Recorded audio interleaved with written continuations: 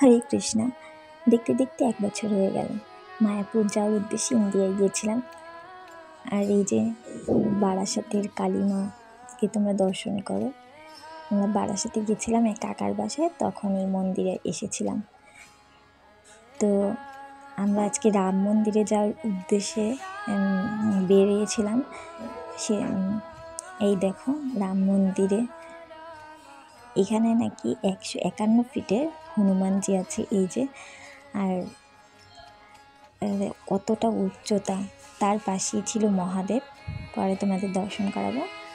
তো আমরা মন্দিরের ভিতরে প্রবেশ করলাম। এই সেই মহাদেব। হর হর মহাদেব কি জয়। এই আগস্ট মাসে আমরা গেছিলাম। এরপর আমরা এই সাপের মুখ দিয়ে ভিতরে প্রবেশ করব। আর ভিতরেই রয়েছে রাম মন্দির। তো ভিতরে ঢুকতেই দেখি ভগবানের কত সুন্দর লীলা কারুকার্য করা দেওয়ালে। তো আমার সত্যি খুব ভাল লাগে। সারা দেওয়াল জুড়ে ভগবানের বিভিন্ন রকমের লীলা প্রদর্শন করেছে, কারুকার্য করা। তো আস্তে আস্তে আমরা ভিতরে ঢুকতে থাকি আর দেখি। আসলে মন্দিরটা অনেক সুন্দর। পাশেই আবার আরেকটা বড় মন্দির করবে, কিন্তু এখনো কমপ্লিট হয়নি, সেটাও তোমাদের পরে দেখাবো। এই রাম মন্দিরটা হলো কলকাতা নিউ টাউনে। এরপরেই শিবজির রয়েছে মন্দির, কিন্তু ভিডিও অ্যালাউ ছিল না দেখে তাই তোমাদের ভালো করে দেখাতে পারলাম না, একটু ক্লিপ নিয়েছিলাম। তো এরপর আমরা দেবী দুর্গার একটা ছোট মন্দির প্রবেশ করব।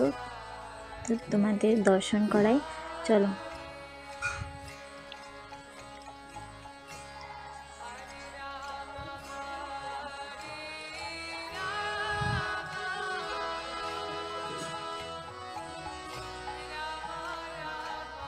এখানে মায়ের মুখখানা একদম অন্যরকম, খুব সুন্দর। এরপরেই চলে যাব আমরা রাম মন্দিরে, কিন্তু ভিডিও অ্যালাউ না দেখে তোমাদের আর দেখাতে পারলাম না। তারপরেই এই যে সেই মন্দির, এখনও পুরোটা কমপ্লিট হয়নি, তাই তারপরেও অনেক সুন্দর লাগছিল, নিখুঁত হাতের কাজ একদম পুরো। তারপরে অবশেষে আমরা চলে যাব বাসায় উদ্দেশ্যে। এরপরে আবার সে এক ছোটো বোন ছিল, ও ঘুরে মানে শিবজির চারপাশে ঘুরবে, তার জন্য ওর কথা মতো চলে গেলাম। এরপর কিছু খাওয়া দাওয়া করব, খাওয়া দাওয়া করে তারপর চলে যাব। এখানে সিঙ্গারা কিনেছিলাম, কিন্তু এত টেস্ট অন্যরকম। এখানে সবাই প্রায় হিন্দিতে কথা বলে।